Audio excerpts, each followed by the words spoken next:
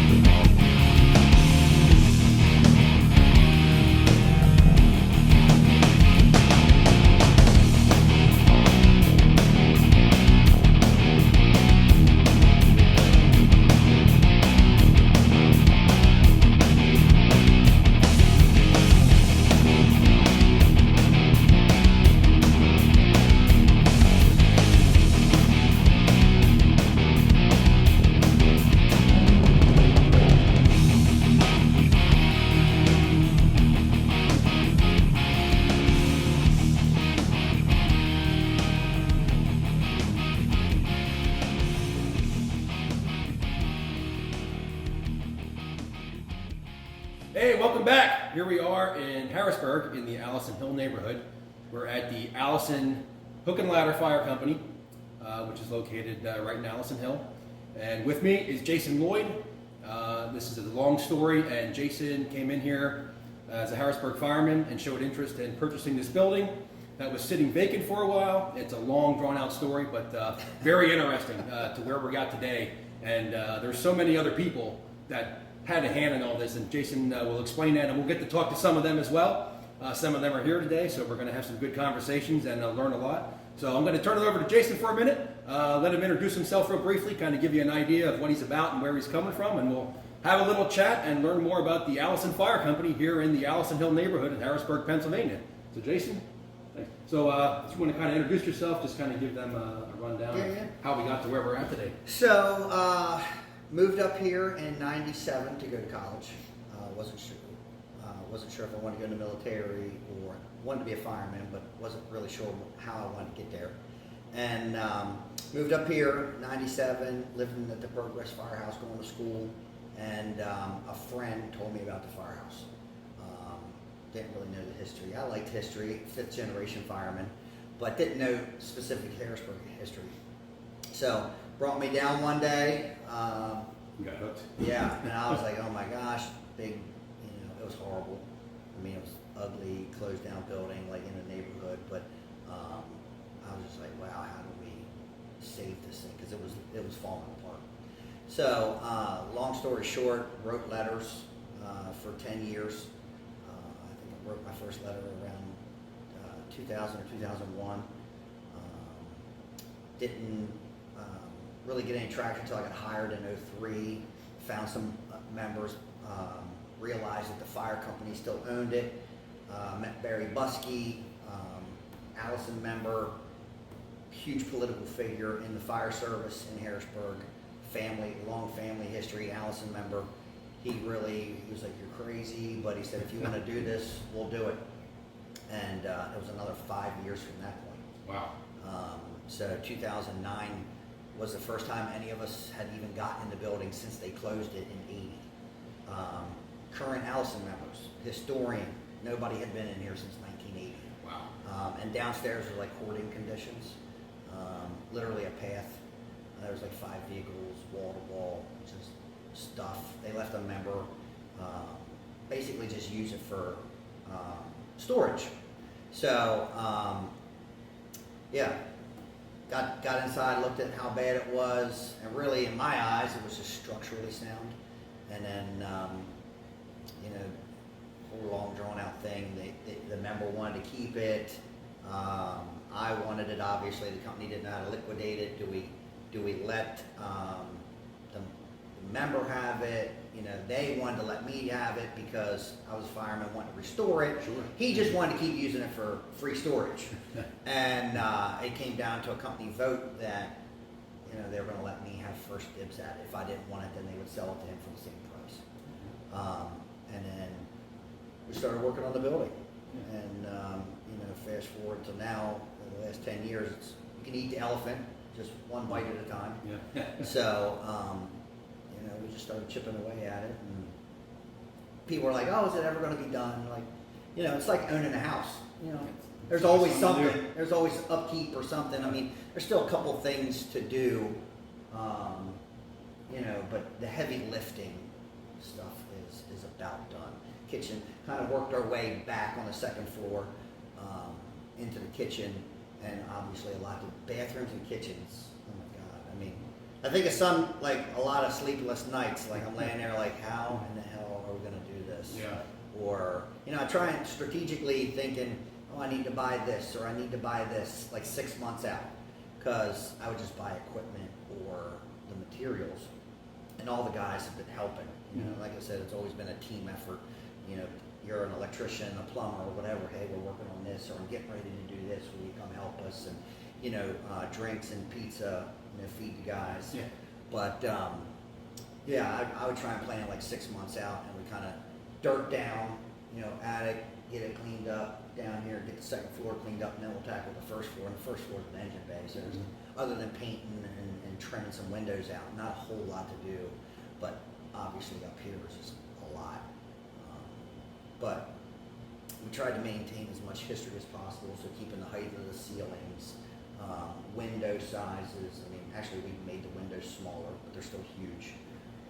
There was 57 original windows. We bricked a couple of those shut. So yeah, we're about done up here, kind of working our way out the kitchen. All the woodwork, so many hours, and I mean, every piece of wood in here is original, and it's been stripped and stained and polished and put back to where it was, and it's just ridiculous hours. I can So imagine. time consuming. Yeah, and we're sitting here. This is the bar. We're on the second floor right now, and in a little bit we'll take a tour. You'll get to see all the cool stuff all around the station. And I mean, for me personally, this is the work you guys are doing is absolutely amazing. You know, and you can sense the pride that's going on in here with the guys when they're here on their off days. You know, away from work doing things, and so we'll check that out a little later. But right now, so do you have any? Well, first let me ask you: is your family supportive of all the time you have spent here? Dedicated? Oh yeah. So it's really been you know, like a family affair. I mean, friends, family. You know, them just letting me be here. Honestly, it probably kept me out of trouble. You know, with our work schedule, we work like a Philly schedule: 2 days on, 2 days or 2 nights, and then 4 days off. So, you know, I probably would have had a part-time job or something. I work a lot in the fire department. I'm an overtime ward, but well, especially with this place. Yeah. I mean, yeah, I mean, a lot of times from here, countless. I mean, the bar back alone, I told you, like 130 hours just in stripping it, staining it, sanding it, and then getting it stained, and then poly. Like, and that's one piece. Yeah. And then you figure every doorway, how much wood trim there is. Like, I don't even want to think about that. But yeah, from, you know, my parents have always been very supportive, even financially. You know, gave me money for buying windows originally, trying to get the first floor secure, because in this neighborhood, we were just trying to get a safe place to keep materials. Yeah. So we got downstairs renovated just to work out of. Yeah. Put fencing around the lots just so people wouldn't cut beside the building, because they'd walk from Daisy to 14th Street, they'd walk right beside the building. That's why they bust out the windows all the time. Right. So yeah, families, you know, always been right there. My wife wasn't always supportive of it. She was like, looked at it, she was like, "What are you thinking?" And she knows how much money has been spent here. So that is, I think, the love-hate relationship she has with this place. Is she's like, you know, we could have a beach house somewhere or something. Yeah. But yeah, I mean, the kids. I have 2 sons. We've never really, you know, tried to have them in the firehouse too much. You know, if they want to be firemen, and one of them is, you know, I always wanted them to make their own choices, right? So it was never, I didn't even know really my family history until I was probably like 16. My grandfather basically retired when I was born. He was a paid fireman. All my family was, you know, volunteer. But being 5th generation, I didn't really know it because it just wasn't, you know, lived in a farming community on a farm. They had other careers. It just wasn't something really talked about. And then getting into the history and older, you know, later years of my life, I'm like, oh my gosh, like there's this much family history and all this stuff. Yeah, I mean, everybody's been supportive the entire time, and the boys growing up, they've been here over the year. I got pictures of them as little kids, cool. You know, pulling pipes through the walls and doing shit. But yeah. Was there any point in time shortly after you purchased the property where you stood outside or stood down in the bay and looked around and said, what the hell did I get myself into?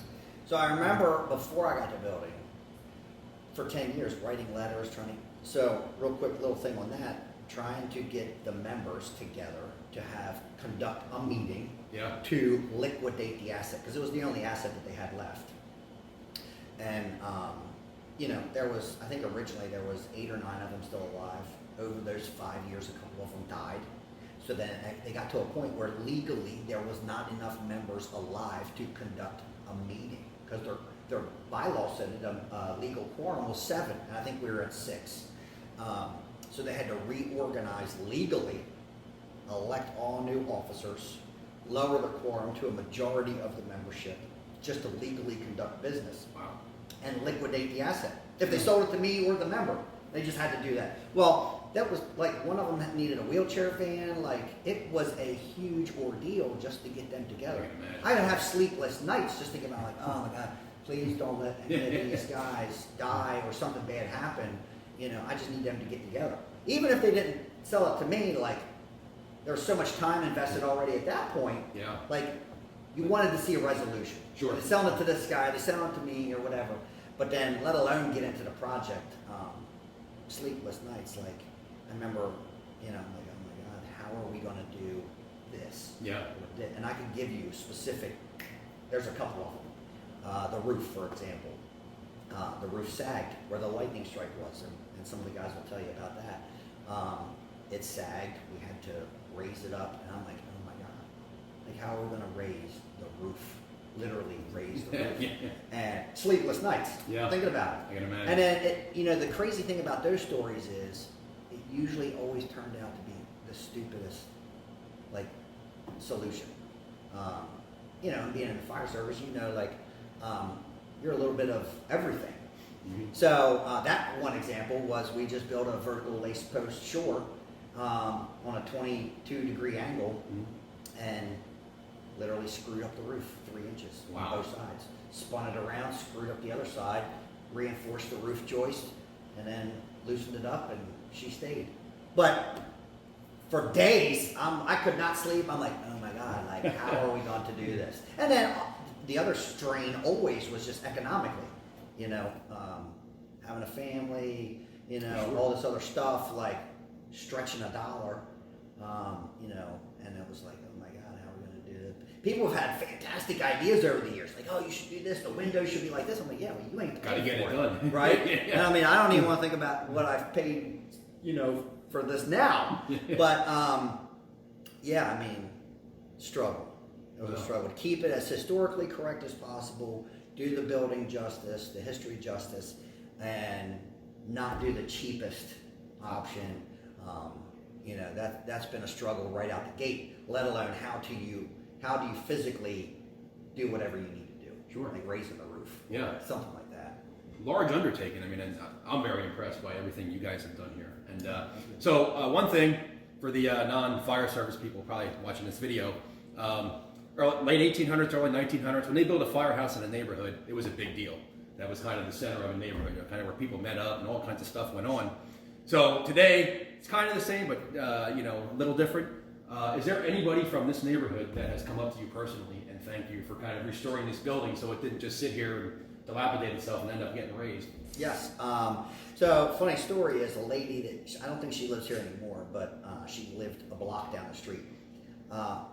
Bit of an alcohol problem, but she would, by lunchtime, she was tuned up already, but she would walk down to the corner and usually get chicken wings or something at the little bodega. And she would stop by all the time. If it was summertime, nice weather, door was up or whatever, and she would ask me if I wanted anything. And I was always okay or whatever. But then she'd come by and she knew we had a beer fridge or a soda fridge on the first floor. She was looking for maybe one of those. But for years, she had forgotten about the firehouse. She had lived here for 50 some years at that point. But it had been closed for, going on 30 years when I got it. So she's like, you know what, I forgot that this thing was here. And I literally walked by it all the time. Yeah. Younger people that hadn't lived in the neighborhood nearly as long, they're like, oh man, I never even looked at that place. Yeah. And there's very few, there's still a few, but very few original people here from 50s, 60s, born and raised here. Sure.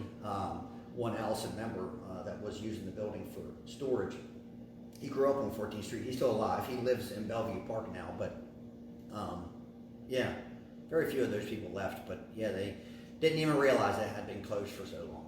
Very cool. And that's, not just for the neighborhood, but for the city of Harrisburg, the Harrisburg Bureau of Fire. This is a huge, this is a very strong piece of history that's being saved. Yeah. And like you said, you're bringing it back to the original way, which is really cool, keeping that tradition. And something you and all the guys here that have helped you can be very proud of. Oh yeah. And I can, talking to everybody here so far, some others you'll meet soon, you can sense the pride and that goes into this, and everybody really loves doing what they're doing. Yeah, I don't think, originally, I just had the crazy idea to save it. Yeah. And that was it. I was like, there's too much history there to let it go. Absolutely. And then it's changed into a lot of things over the years. I mean, the county at one point wanted to make a polling station out of it. People wanted to have wedding receptions here. Like the wedding reception request was before we even had a bathroom. And I'm like, no, people, relax. But yeah, the guys, it is definitely, there's no way it was ever the Jason thing, or so many people have been involved. So many people have contributed, 5 minutes to 5 years of their life or whatever. It's really, a community effort.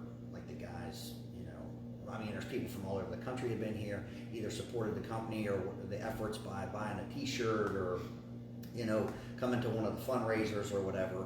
But yeah, it's quite the undertaking. Very cool. And your, I guess, end goal would be to, so again, to explain to the people, the Allison Fire Company was always a fire company in the city of Harrisburg. Sometime in the 80s, the city took over because the volunteers weren't here anymore. The city vacated around 1980 or so, and sat vacant for, until Jason stepped up and took it over. And, so it's still part of the Harrisburg Bureau of Fire. Yes. It wasn't being utilized. Yeah, we are a combination department, always have been. The strange thing about the Allison was there was 14 companies in 80. The Allison was the only one that had an agreement with the city that the firehouse had to be sold back to them for $1 if it was not used as an active firehouse. All the other ones, the companies just turned the buildings over to the city early on in their history. 80, they consolidated. They kept 2 of the original houses open. They built 2 big firehouses, and they closed 12 firehouses. All those fire companies were either made restaurants, civic groups bought them, whatever. But the Allison had that agreement. So they sold it back to the Allison for $1. And the fire company's like, well, the neighborhood, is not the best. We'll just sit on it and, we'll do something later with it. And they just let that member use it for basically free storage for 30 years. Wow. The neighborhood never really got better. And nobody ever really came knocking on the door trying to buy the thing until I came along. So it was a unique situation like that the Allison actually always held on to the building. So, yeah. Is there any plans in the future to have a modern day apparatus run out of here as part of the furniture company? I would say no. My goal now is saving the building. Barry Buskey was very much the driving force. He was our late president, and saving the fire company also. So building up membership again and being an active company was his dream. He had a lot of, like I said, he was the politician fireman. And I was like, all right. And, we resurrected the company. And now that the company is really the driving force, like I told you earlier, like it's too much for one person. Even collecting and all that stuff, like it was my passion for 20 some odd years. But, I got other things I want to do. I got kids. I want to support them. And it's just too much. Sure. All these events and things, like I'm just a piece of the puzzle. And I always have been, but the goal for me now is crystal clear. Like there's only one thing. It's like to get all this back to the company. Cool. Because for this place to live another 100 years, it's going to have to be the company. Absolutely. I mean, got them the first 100, we'll get them the next 100. So ultimately, getting everything back to them is what will happen. Cool. Very good. Well, we're going to meet some other people here. We have a couple other people that are hanging out downstairs right now, having a good time. They're doing some work. They're chatting a little bit. And then we're going to take a tour and see some of the cool stuff they got downstairs up here as well. All right. So, Jason Lloyd. Jason, thank you for sitting down with me. Thank you. And we'll see who we got coming up next. Hey, we got our next guest up here at the bar at the Allison. And Brad Meyers is the second vice president of the Allison Fire Company. And we're going to chat with him a little bit and kind of see his vision of the place and things he's got going on here and what he thinks is going to happen in the future. So Brad, I'll give you a minute if you want to introduce yourself, kind of explain to everybody what you do here. Yeah, as second vice president, I just help oversee the company. I'm also a delegate to Fireman's Relief, so I help oversee the money that we have that's spent for the safety training and equipment for firefighters. I'm also a historian, along with David House, who can't be here today for other reasons. And I'm retired from the job. I did 27 years on the job before retiring. Cool. All right, very good. So let me ask you, first of all, I'm very impressed with everything, all you are doing here. The work here is absolutely amazing. The pride that's going into this stuff is absolutely 100% amazing. So what is it about the Allison that made you get involved, that drew you here? Number one is the history. I've always been a history buff and a historian for the department.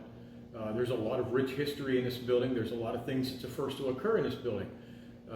From the fire that we had here in 1945, which is you do a walkthrough, you'll see the burnt embers because we put a piece of glass in the ceiling so you can look up and see it.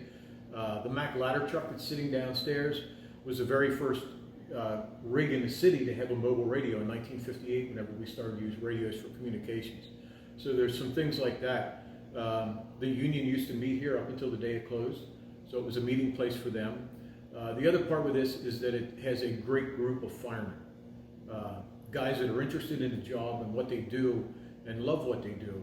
So the brotherhood here is extremely strong, which is something that is beginning to lack in fire service across the United States. Here, it shines. Cool, very good. And I have noticed the majority, or a lot of your members, are current Harrisburg firemen, correct? Many of them are. We also have a lot of members that aren't Harrisburg firemen, but are people that I refer to them as heavy hitters. We have guys here that belong to the department that work on ladder trucks in the FDNY. We have one that's a captain on a ladder truck in Camden, New Jersey. Billy Goldfeder, who most people know that puts many things out, is a member here, the state fire commissioner. So we have a lot of people that gravitate here from other states that are in high positions because they see what we have going on and they like what we do to preserve our history and to help the community out. Sure, very good. I know when Jason was up here, we did talk a little bit about the neighborhood and how this is such a big asset to the neighborhood itself, with the preservation that's going on. It is. So I'm sure people see that, and they're proud to see that in the neighborhood. Yes, and we help the neighborhood out more than just our presence being here. In years past, we've taken care of people during Thanksgiving, during Christmas. There's a Latino festival that occurs right around the corner from here. The last 2 years we've participated in that, spreading the word of fire safety and education and handing out free ice cream to the kids. So we try to do things for the neighborhood and the community and give back to the community. Very cool, very good. And as you said, there's events that go on here, some for fundraisers and stuff like that, helping out people, various causes, which, as you said, is bringing people from all across the country here, you know, which is kind of cool. This is really drawing a national spotlight. It does. We've become very well known. Our presence on Facebook really gets it out there to a lot of people. It's nothing for 7,000 people to see what we're posting on there. And those people, when they come to Harrisburg, want to come and they want to see this. They're enticed by what they're seeing in the post of the events we have here. And those events we do here, the fundraisers, normally don't occur for us. We've had some for us. We did one that was making money to buy back our history and to bring those items back here. But more often than not, when we have our major fundraisers during Fire Expo, which occurs in May, that money is going to charity. It's picked for another organization. It normally doesn't stay here. It goes back out to the community. Very cool. Good stuff. What is your, we'll end on this, what is your vision for the future of the Allison Fire Company? Just to see it continue with where it's at in preserving the history of the department, in teaching the history of the department, the Allison Fire Company, and to continue to help the community out. We've made major strides in the Harrisburg Bureau of Fire in what we've been able to do to help out the fire department and the community in general. And I'd like to see that continue along with the history. Cool, very good. I have no doubt it will continue with as long as the work ethic that we see now continues on through the generations. And 100 years from now, this place will be thriving. I hope so. Yeah. I won't be here to see that, but I hope so. Very good. Well, Brad, thank you for sitting You're down with welcome. us and talking. And we'll see who our next guest is. Start with my next guest, Jeff Miller. Jeff is a Harrisburg fireman as well, as many are the others here. And Jeff comes around to help out with the projects around the station here. He's involved in the history and then the preservation of this place. So I'll give Jeff a moment to kind of introduce himself and kind of give you an explanation what goes on here with him. All right, well, as said, my name is Jeff Miller. My nickname's Skull, which most people know me by that. I've been here for quite a long time. 42 plus years in the fire service now. I became a Harrisburg City volunteer in 1983, back when the city was still burning pretty extensively. So I got a lot of history here in this fire department, and I'm on I believe my last year here as a career fireman. It's been a great ride, but yeah, I love coming to the Allison. It's a great place to network with people from all over the East Coast. We get guys in here from the FDNY, DC, Philly, Baltimore City, so it's a great place to network with other city firemen, and yeah, good time here.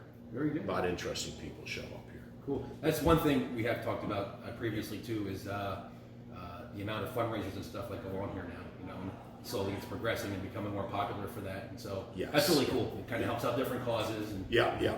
We like to try to give back to the neighborhood here, so yeah.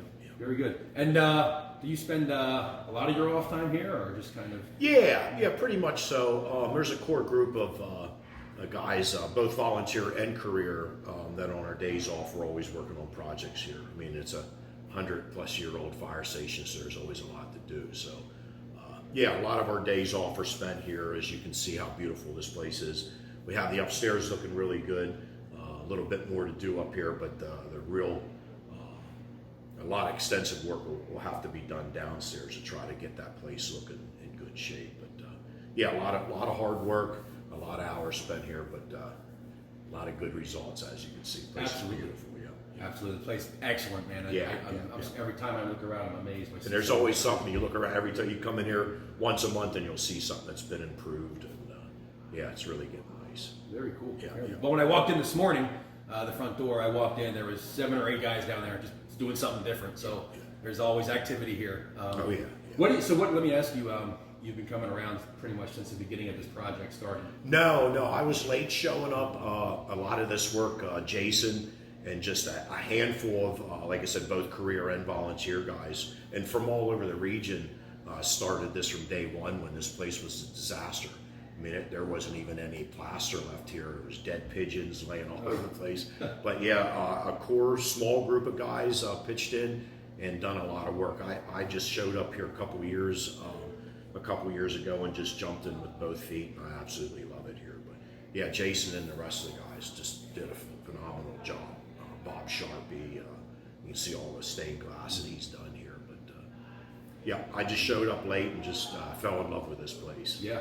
It's hard not to. Oh, I know. Yeah. You can almost, being a Harrisburg fireman, I mean, this building has a lot of sentimental value to the Harrisburg building fire. You know, and you walk in here, and you can sense and feel there's a lot of the pride. Tradition and the history and pride in here. A lot of pride. Yeah. So what you guys are doing here is awesome. Yeah, you know? thank you. Yeah. So what do you see? What would you like to see the Allison become 25 years from now? Well, good question. Like I said, we're continuously fixing this place up, and we're looking for younger people that would come in and get involved. But we just want to keep this place going for as long as we possibly can. It's a good place, brotherhood.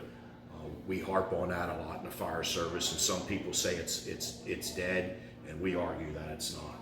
Like I said, this is a place here we can get people from, like I said, not only the career side, the volunteer side, where everybody comes together, there's no attitudes. We network, like I said before, with people from all over the East Coast. It's not uncommon to be sitting here and we're downstairs working on a project, and we'll have an old timer from FDNY show up. Like I said, the DC guys, the Baltimore City guys show up. But everybody's always welcome here, and we just want to continue with that, that feeling and that brotherhood of, everybody's welcome here. So that's our goal. It's our long-term goal. Very good. Yeah. Well, it seemed to, in the fairly short time this project has been going on, it's attracted a lot of attention.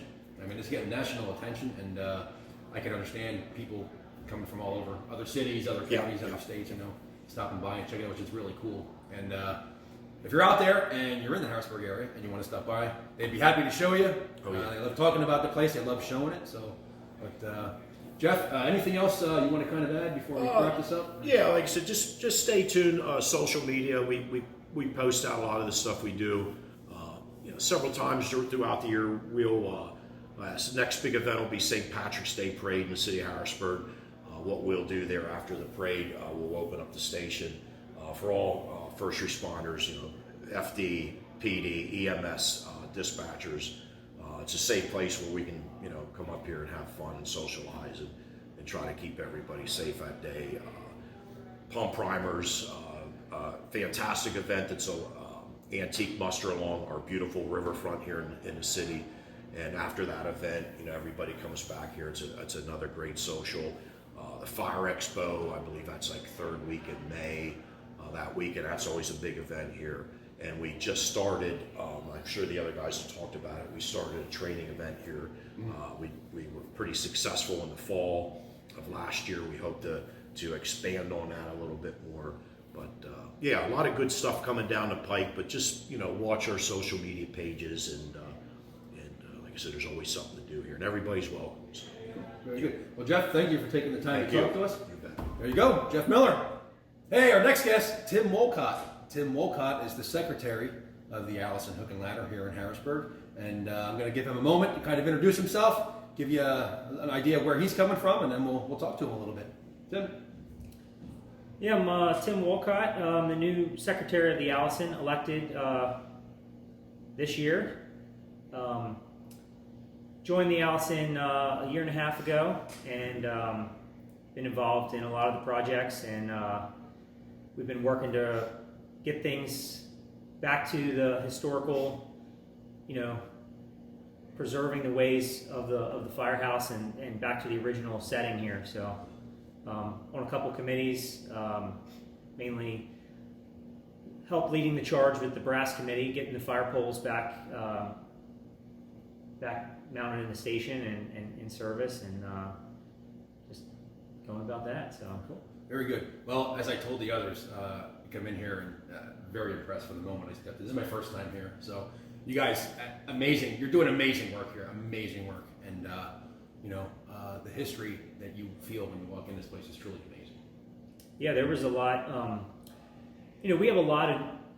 I was hired in the bureau with 9 other guys, and a lot of us came here and wanted to be part of this. But prior to us, there were there were a lot of people that were involved in the Bureau, and a lot of guys that are not, that were all members here and helped, even before this became an actual company, to get this place to what it is today. So a lot of sweat equity was put in from a lot of players that, some are still around, some have moved on, but a lot of people put a lot of time into this place. Yeah, that's a lot of hands in this project, and it's only going to get better as time goes on, I'm sure. So speaking of that, if you could, fast forward, say 25 years, what is your vision of what you want the Allison Fire Company to be? Well, currently the volunteer companies in the city those charters are present. They have meetings, they have members. They run out of each of the 3 career stations. I would hope that the goal eventually would be that the current owner of the building, of the Allison, basically transitions that, however the legal process would be, back to the active charter. Sure. And then this building and all the contents within it belong to the charter, to the company. It would just, to me, it would preserve the history and the name of the charter and everybody that came before it. Sure. So Absolutely. hopefully that's my, where this place will be. Like right now, like a lot of, like most of the stuff you see in here now was purchased, with personal funds. Yeah. There's a couple projects that were done through the nonprofit that were presented as benefits, like to raise money for this or that, and everybody knew that. So hopefully the end goal is to transition everything back to the original company. Very cool. I have no doubt that'll happen. Yeah. Things are going. There's a lot of attention and pride from everyone involved here that goes into this. Yeah, So. and there's players in the company that aren't even from Harrisburg that are big roles here in the company, and they understand the history and just want to be a part of bringing all that back. So That's awesome. This project really went on the national stage at some point, and you're getting interest from all over the country now, which is awesome. Yeah. You wouldn't think a project like this, you'd think it would just stay local, but I mean, this is really getting out there, so that's good. So now, let me ask you, when you come here on your days off from shift, what's your favorite thing to do? Do you have a specific job that you work on here, or do you kind of dabble in everything they're working on that's going on at the time? well, last year myself and Jeff Miller, we call Skull, he's my lieutenant in the Bureau, but him and I kind of took the lead on getting everything brass related back into the fire station. So the pole holes were here. The poles were removed years ago and kind of sent off. Some people bought them. Other ones, we found out that the Station 37, who's a rescue fire company in Susquehanna Township, their Station 1, they had a pole in it. Nobody really knew anything about the history. Talking to some old heads, the late Barry Buskey, who passed away last year,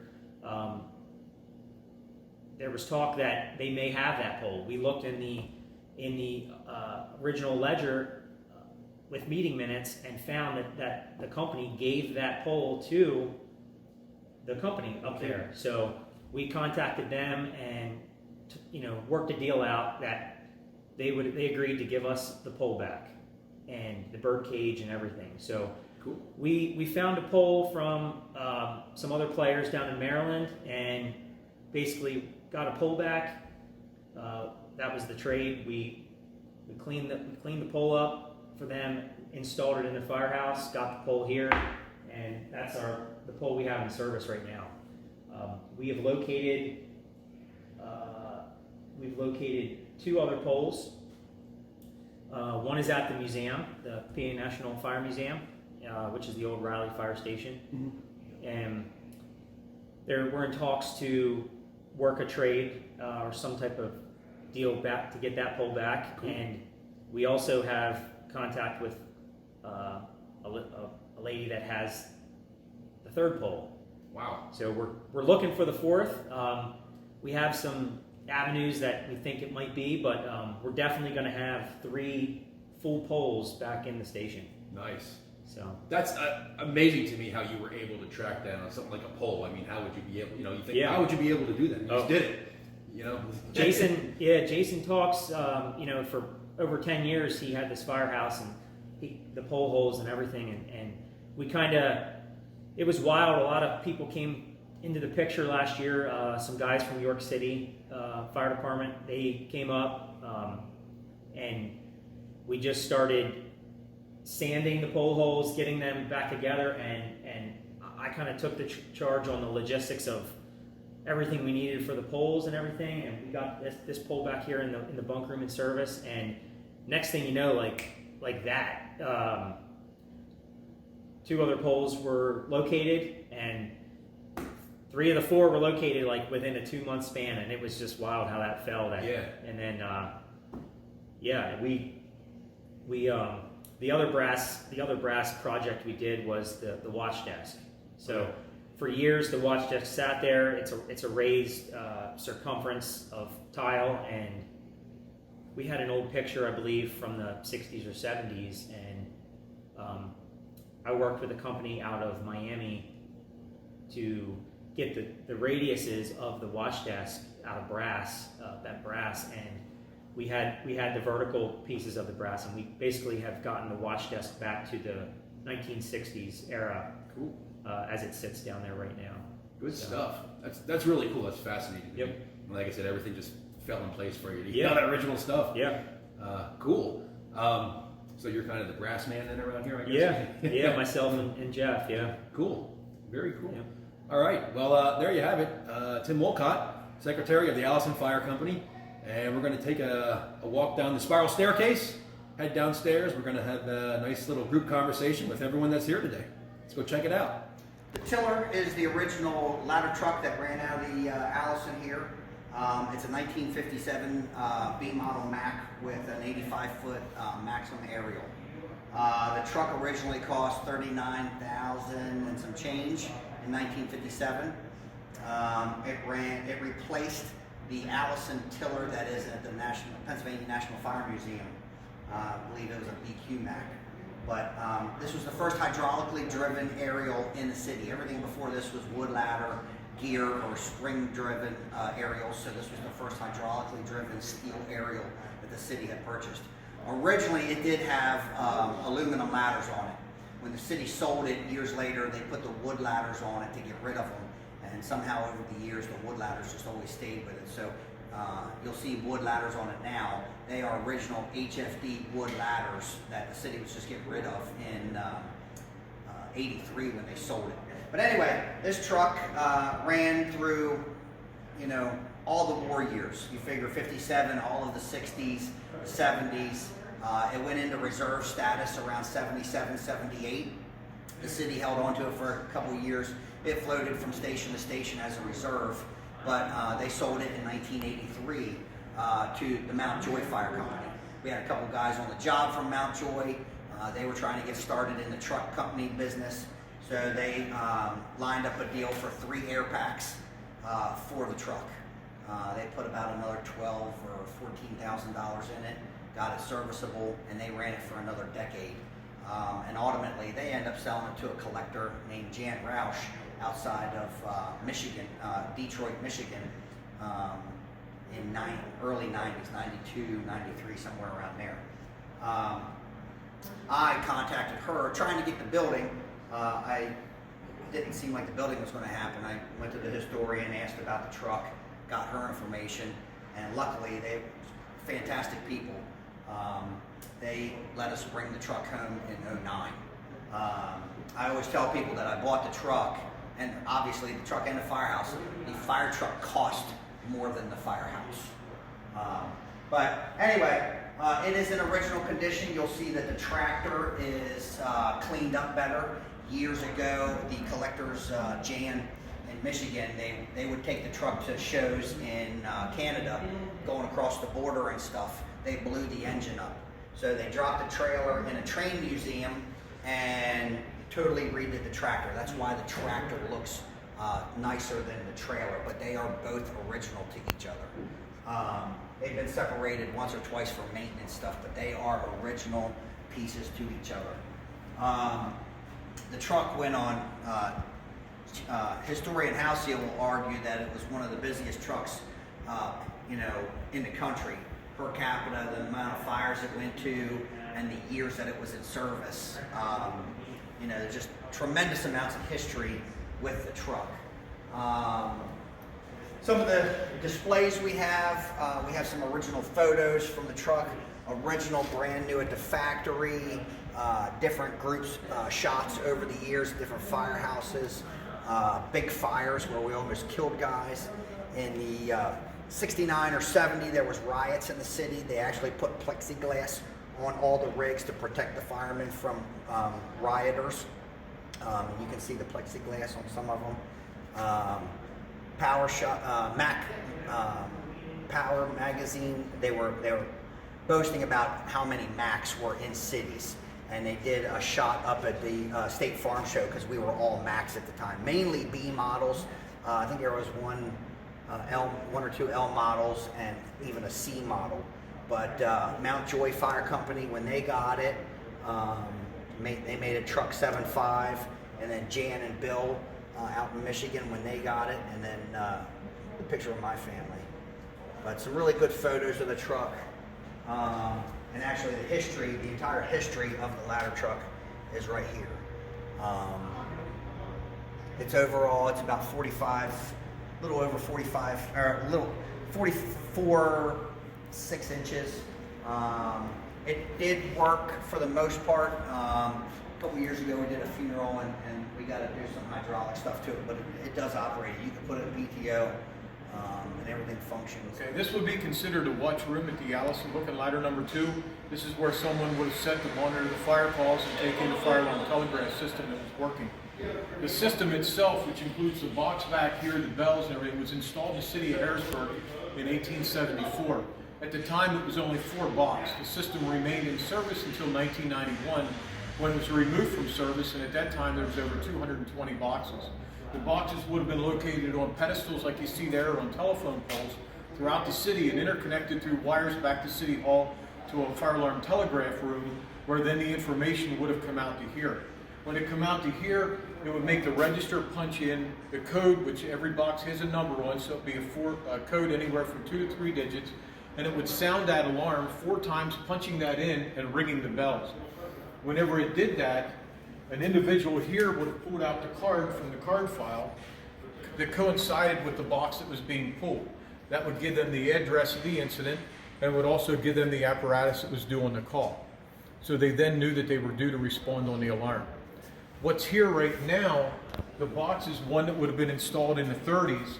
What we see up here on the board, everything that's here between the slate, the bells, and the registers was installed in this building in 1935.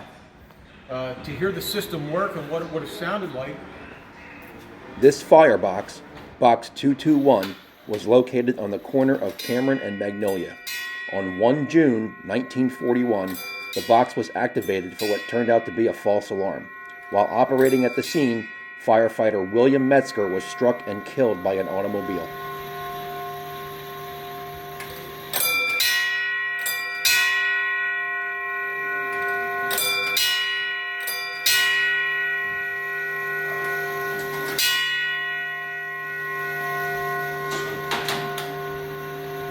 Okay, we're going to talk a little bit about the spiral staircase here at the Allison. This was another big project that a bunch of us participated in last year also.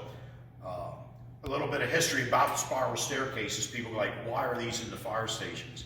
And throughout the whole United States these were horse-driven firehouses back in the day.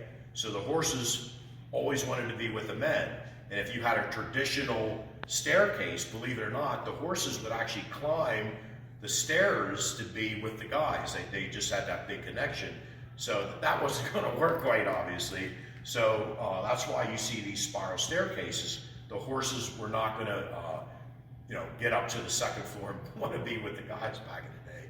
So believe it or not, that's the truth behind the spiral staircases to these firehouses. Now we also have pole holes in here when the box alarm would come in for speed to get out the street quicker. But yep, this was to prevent the horses, believe it or not, from going upstairs and be with the men. So like most of these Northeast fire stations, as you can see by this hideous two-tone government issue green paint, most of these firehouses, this was a government issue paint, and I believe the fire stations were able to get this stuff at probably no cost or little cost. So as you can see, these guys went crazy back in the day and everything was green. And this spiral staircase was completely green. So a bunch of us got on this with needle guns, sanders. I believe it probably took us about almost a month to remove that old paint, which was probably lead-based. So we ended up getting that removed, and we ended up getting quite obviously the black paint job on there. A lot of the spindles were broken off at the time period. There was a good bit of welding and fabrication needed done. This is cast iron, so down below there was a lot of stress cracks. It was a task in itself to get all the stress cracks welded up. There's a lot of preheating, post-heating that's required to get all this stuff welded up. So another big hit here was to get this back in working order, and as you can see, it came out really beautifully.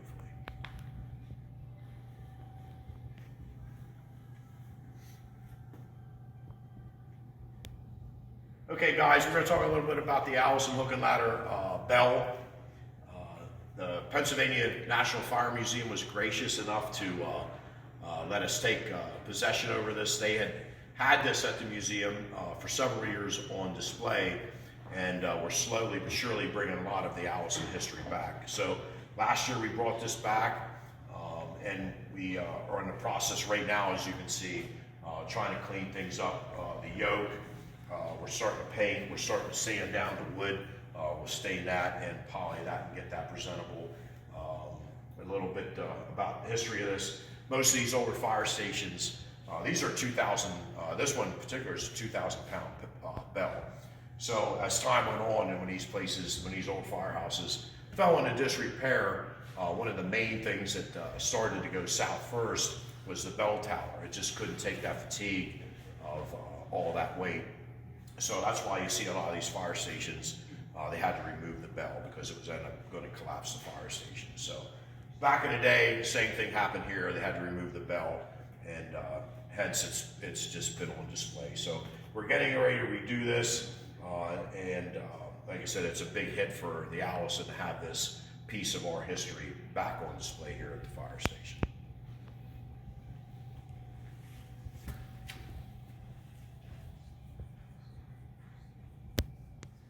Also, one of the things that back in the day, these bells were also sounded for fire alarms within the city.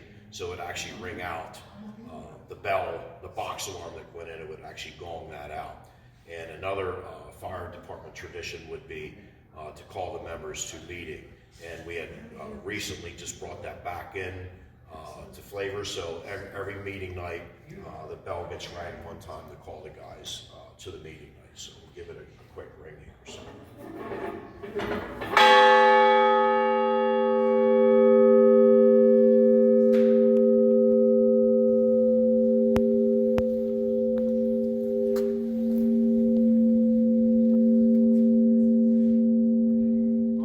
History on the Allison hook and ladder poles. When Jason had bought the firehouse, quite obviously we're looking forward to restoring this to its original form. None of the poles were located, so this fire station one time had 4 poles in operation, which is quite a lot of poles. So we did a little bit of research, went through our minutes, and some rumor mills going out there, and we found out that this particular pole and bird cage was donated to the Rescue Fire Company, Company 37, in the uptown section of Susquehanna Township. So we reached out to those guys, and once again, these guys were gracious enough to donate this back to us. And what we had done, we went up there and removed this pole and bird cage from their fire station and replaced that with a more robust pole and bird cage. So they actually got a better deal. It was a more bigger diameter pole. These are a much smaller diameter. So it took a little bit of work getting all the paint down. We had to do some welding here to strengthen us back up. So it was a great deal, a big day for us to finally get the Allison pole back in service. So we have this pole hole cover here for safety. And all you would have to do back in the day was just to open this up, and then you were good to go, slide the pole. Thankfully, we were able to locate now 3 of the poles. We found out that the Pennsylvania National Fire Museum has an Allison pole on display, and we believe that that will make its way back home to the Allison here very shortly. We also have one of our members had a pole in their house as a display, and we're hoping to get that back here soon too. So out of the 4 poles that were in service here, we've located 3 of them. So we're hoping by the probably the fall to have at least 3 of these poles back in operation here at the Allison. So a lot of cool history, and we're so freaking glad to have these back. So. All right. So we have 3 things here real quick. You'll see the bar back, which is the original gear lockers for the guys up here. It was along the wall over here by the flag. Originally in the middle there was 4 tall lockers. You can see the 4 small lockers. There's 2 drivers assigned to the ladder truck, 2 assigned to the chemical wagon. So that was their gear lockers, and it was up here. We actually found the receipt for that. I can't remember if they bought it in 1914, 1915, around there for like $75. But anyway, during the renovations, I wasn't sure what to do with it. Actually, I wanted to cut it up. One of the members was adamant that we kept it. We rolled it around here. We didn't know what to do with it. It was heavy. And one day I came upstairs, and being a fan of York and Schuylkill County and all the fire companies having hosies attached to them or bars, I was like, man, that would be the perfect bar back. We had a lot of damage to the floor here because there was a window right here that leaked. And I was like, man, we'll make a bar back out of it. So I actually had about 130 hours in restoration of this piece, stripping all that green paint off that Skull talked about, sanding it, staining it, chestnut 233, which is everything stained in here, and then 2 coats of poly. But we cut out the center panels, made display cases out of them for the High Eagles, and it turned out fantastic. And I'm glad we kept it. I mean, it's a huge piece of history here. But then also we have the Buckeye or rotor right here, which came off of this rig. This is a 1929 Seagrave that ran out of the Paxton Steam Fire Company down by Harrisburg Hospital. In 1959, a tree fell on this and destroyed it. A bunch of the guys took a bunch of pieces off of it that were still good. One member got this off of that rig and held on to it until about 8 years ago. He was in a nursing home, and his family came across it and gave us the opportunity to get it back and put it on display. So it's pretty neat that we have the rig that it was on, and we try and display things really well. So we took our time. This is the original bracketry that was on the engine. We put it here, we got it all wired up, and it works.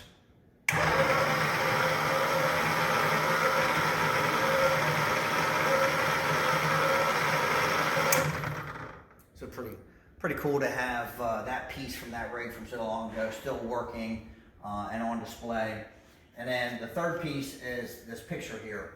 So Historic Harrisburg does a candlelight tour every year of mansions throughout the city, and Allison Hill is not usually featured, and we were trying to do some work here in the neighborhood and clean this place up, and they asked us to be a part of the candlelight tour.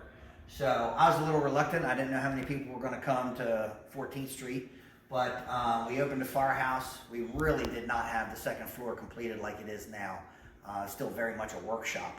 But from the time the tour started until 6 o'clock at night, we had 15 to 30 people in here at any time coming through touring the building.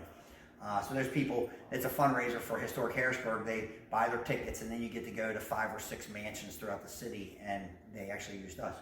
If you are on the candlelight tour, they do a hand drawing of your property, and that's what you see here. The original is hanging on the bar, but we blew the picture up, and the frame is actually a piece of charred wood that came out of the attic. In the 40s, which they'll show you later, there was a lightning strike to the firehouse and caught the roof in the attic on fire. And this is a piece of wood that came from that. We cut it down and made a frame out of it for that and put it on display for people to see. So here we have a good piece that is actually the original blueprint for the tiller truck downstairs. George Hetrick, captain from the HFD, a great friend, he was an instrumental guy in this truck going to Mount Joy. He was a Mount Joy member, also a career fireman here in the city. He was instrumental in getting this truck to Mount Joy, but he had these over the years, and when I was getting the truck and trying to get this place, he graciously gave them to me so we could get framed and hang up here. So these are the original blueprints from '57 when the truck was ordered from Mack. And this steel picture here is a real photograph that a good friend of ours, Smoothie, created for us, Dale Johnson. He took this photo with the cityscape in the background, and then it's actually printed on a metal back.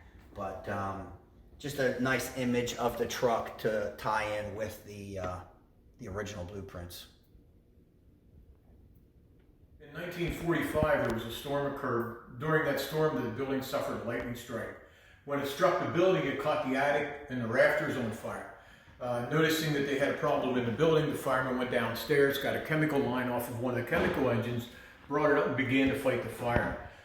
Realizing that the fire was gaining more headway than what their chemical line could handle, they went ahead and struck the box, which brought first alarm and additional apparatus. When the other firemen and rigs from the city of Harrisburg showed up, they were able to extinguish the fire. When it was all said and done, we suffered $3,000 worth of damage to the attic. When the building was being restored, one of the guys, John Gilkey from here, had the idea of putting the glass in there and a light up there so that it would light that up, that we could display that feature of the building that still exists from 1945. There's a few family pieces in here, and the wood stove is one of them. It's a newer addition. It was not original to the firehouse, but this was original to my parents' house. And this bastard is what heated our house for a lot of years. We had a furnace also, but my bedroom was right above this thing. And it sounded like a train every night when Dad would stoke it up and get it going, and I'd wake up with bloody noses every day because it was like being cooked over a spit. But sandblasted it, cleaned it up. The firehouse originally did have a wood stove downstairs, so I thought, we would add it and it would be a nice addition to the firehouse. But another story tied to this piece was when Anderson's chimney was here. Chief Anderson is a good friend. He helped us out with getting a good chimney installed because obviously we didn't have one. And his guys were here working on it. And there's a whole nother rabbit hole to go down to is paranormal or ghost related events here at the firehouse. His guys were here working. There was two of them. I was not here that day, but one of his guys was here. I had equipment in the firehouse, and I think it was the bathroom door. He was standing somewhere around here, and he looked over and saw a full-blown apparition or a person standing in the doorway, and it was not a real person. Guy ran out of here, refused to come back into the building, called his partner, the other guy that was here, told him to get my stuff, I'm not coming back there. But that's just one of the many paranormal related stories that we've had here. A lot of the guys that spend the night here, a very frequent situation is hearing footsteps in the big room here. We've had several line of duty deaths over the years. We actually had one member that did die in the engine bay of the firehouse. He fell off scaffolding while I was working on when the front half of the building was being built. There was scaffolding downstairs. He fell off of it and died as a result of that. I've heard a lot of things. I can't really say that I've seen anything. I could tell you a lot of stories, but one of the most frequent ones is footsteps being heard walking around here late at night when there's only one or two people here. But yeah, lots of different stories. So about one of the few things left up here is the threshold to the kitchen. The doors, like I said earlier, all the doors and woodwork is original. So these are the original French doors to the kitchen. We redid them, which leads into the kitchen. The original kitchen, there wasn't much to it. There was a cast iron sink under the window, a little bit of cabinets, and like a soda fridge, soda machine. So the firehouse doesn't have a lot of storage. So when we were laying out the kitchen, we had a good friend of ours that's a fireman, Dick Cray, has a cabinet business. He came over here, he laid out all this cabinetry for us, and we got them built. Actually, the cabinet panels made, and we put them together. But we built a lot of cabinetry, and so we had storage for the firehouse. So a lot more cabinets than what was originally in the firehouse. But yeah, cast iron sink, so we wanted to keep it as original. We put the sink under the window. Originally there was a card table over there, a little dinner table. And then, you know, this is the original hayloft door. So this door, when I bought the building, it was actually a picture window. It was bricked up about this high, and it was just a big window up here. But originally this was the hayloft door. So we talked about it, we fought about it for years. We did not know how to close up this hole. It was, I wanted to rip it open and make it access for us to get it out, because the only way up here is a spiral staircase. So we did that right away, took the brick out and made it a big door, but we didn't know what type of door to put in its place to be aesthetically pleasing, somewhat correct to the original firehouse. So we literally just finished this about 2 weeks ago. It's a little over 4 feet wide. It's a little over 9 feet tall, and we just did a single panel door. And some of the members had some really great ideas and sharp guys. But what we did was we built a custom door to fit. So it's I told you how big it was. It has 3.5 inches of foam inside, and it's hinged, and just one big panel. And then on the outside here, we have another slider that we installed.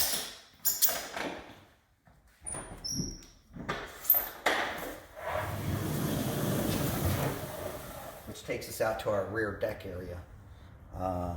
We didn't have a secondary means of egress from the firehouse, so the members, you know, saw the need for it, and actually one of our members helped us out a lot in financing the project. Obviously, it was a huge undertaking. New build code more, rehab. It was a huge thing. It came out really awesome.